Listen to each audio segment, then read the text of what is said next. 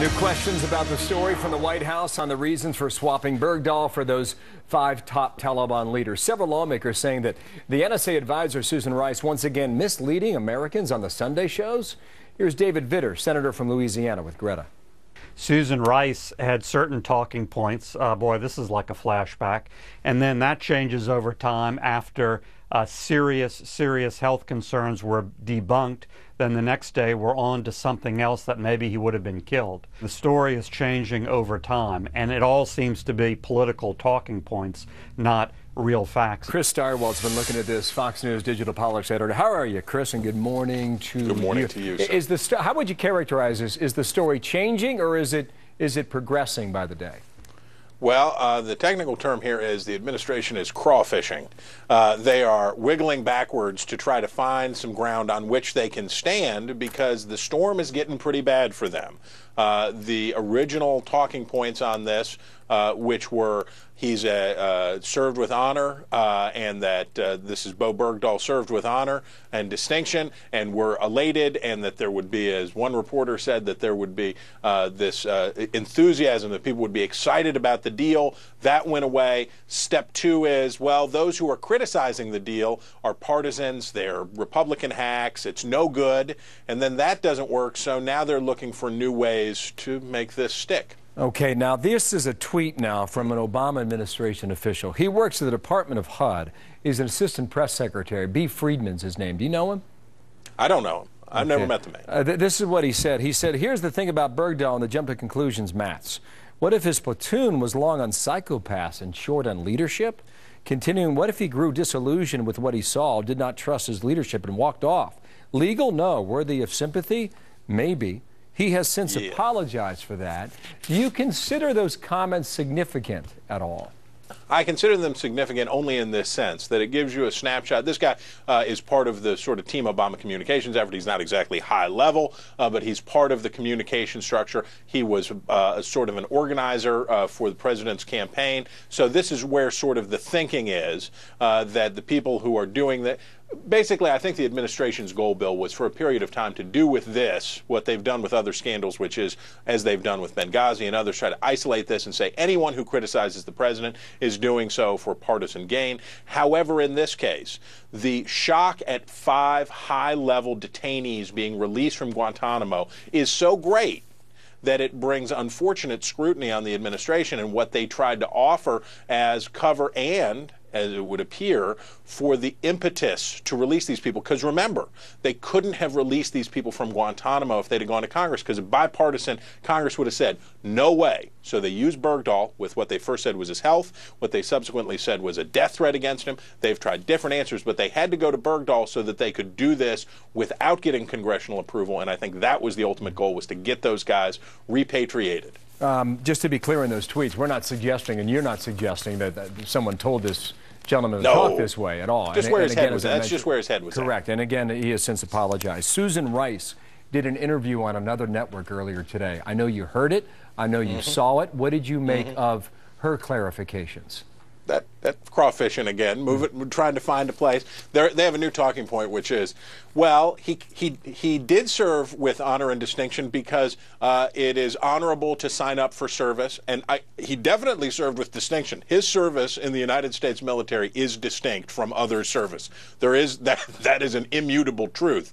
But what we see from Susan Rice on quietly today is, from Time magazine, a senior administration source telling the publication that they're alluding to sexism and racism in the criticism of the National Security Advisor. That is a sign that they know that they're in big trouble. When you push that air horn and you say it's sexism and racism, you know that you're in big trouble in Washington. Chris, thank you. Have a good weekend. All right, Chris Starr. You bet. Out of Washington, Arthel has more on this. Yeah, I do, Bill, because the Bergdahl prisoner exchange is leaving some Democratic lawmakers feeling left high and dry by the White House just before the height of election season. The situation worsened by the scandal at the Department of Veterans Affairs and concern over new proposed rules on power plant emissions. Leslie Marshall, syndicated radio talk show host, lesliemarshall.com, and Guy Benson, political editor, townhall.com, both Fox News contributors. Good to see you both. Hi, Arthel. Good morning. Hi, Leslie. I'm going to start with you on this. So, as you know, the president is facing some pushback from his own party. I mean, this story is unfolding, but how do you think this is going to play out as the facts come to surface? Well, first of all, we do have a midterm election in November, so of course we're going to have both sides doing exactly what I see the polls breaking down as. I mean, 2/3 of Republicans say don't approve of the swap. 2/3 of Democrats say they do. The president is not running. The president's approval ratings aren't great. I think, look, I'm a Democrat. I voted for the president. At the end of the day, what everybody is saying, I think left and right, is this was not a good deal, but it was the only deal. And there was a deal 2 years ago that Congress said no to, and that was money. That's a deal that I would have done had I been in Congress, which I probably never will be. But I don't think that the Democrats are going to push back, except for those running in very hotly contested districts that are more red, where they may lose their seats, just like they've done with the Affordable Care Act. Okay, so let me jump in there because, Guy, let me go to you because Leslie just laid out her plan of how she would have handled this swap. I want to talk about that. Regarding Sergeant Bergdahl, do you believe, Guy, at some point Republican leaders might need to lay out a detailed plan of how they would have handled the last Afghan POW instead of perhaps offering that the president and his administration simply got it all wrong? Well, first of all, I want to respond to Leslie's point that it's only red state Democrats who are objecting to this. I don't think that's true, unless you consider Senator Dianne Feinstein of California a red state Democrat. Arthel, I think that the frustration that we're seeing No, Ben, I didn't say that. I said majority of Republicans are not approving this, and the majority of Democrats actually are. And we do have Republicans like Kirk that have said when he saw the video, he understands that the president had a very difficult decision to make. Yeah, but he also still opposes that. And Dianne Feinstein, my point was, has been strongly and forcefully pushing back against the administration, even though she is about as safe as it comes in terms of the electoral politics of this. But, Arthel, I think one of the big sources of frustration for Democrats is they feel like they've been sort of cut adrift on this, and they've been battered by wave after wave of news that they weren't expecting.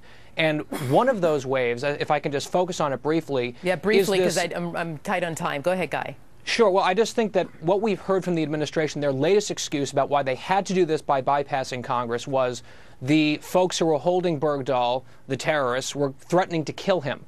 And that really cuts against a fundamental premise they've been advancing all week at the White House, which is this was a traditional prisoner swap, not a negotiation with terrorists. And those two facts are not compatible. Guy, Chris Darwell just sort of touched on that and how the story is progressing over time. So, Guy, Benson, I hate to cut you off, but I got to go, guys. And thanks to both of you as well as Leslie Marshall. We'll see you again. Thank you. I'm amazed.